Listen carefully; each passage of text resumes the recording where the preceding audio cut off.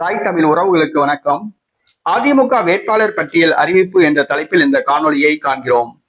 அதிமுக வேட்பாளர் பட்டியல் அறிவிப்பு.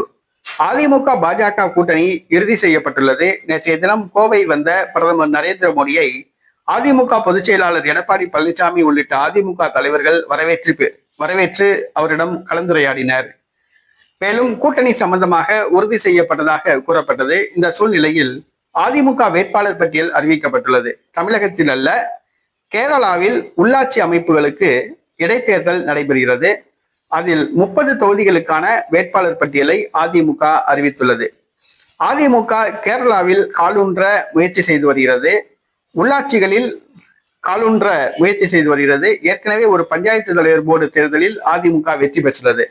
அங்கு சட்டசபை தேர்தலிலோ பாராளுமன்ற தேர்தலிலோ அதிமுக வெற்றி பெறவில்லை. கர்நாடகாவில் அதிமுக ஒரு தொகுதியில் வெற்றி பெற்றுள்ளது. தற்பொழுது கேரளாவில் கால் பதிக்க பல்வேறு முயற்சிகளை செய்து வருகிறது. கேரளாவில் உள்ளாட்சிகளுக்கு நடைபெறும் இடைத்தேர்தலில் அதிமுக வேட்பாளர்களை நேற்று அறிவித்துள்ளது. 30 வேட்பாளர்களை அறிவித்துள்ளது. அறிவிக்கப்பட்ட 30 வேட்பாளர்கள் வெற்றி பெறுவார்களா என்பதை நாம் பொறுத்திருந்து பார்ப்போம். பொதுவாக மலையாளிகள் தமிழர்களுக்கு வாக்களிக்க மாட்டார்கள்.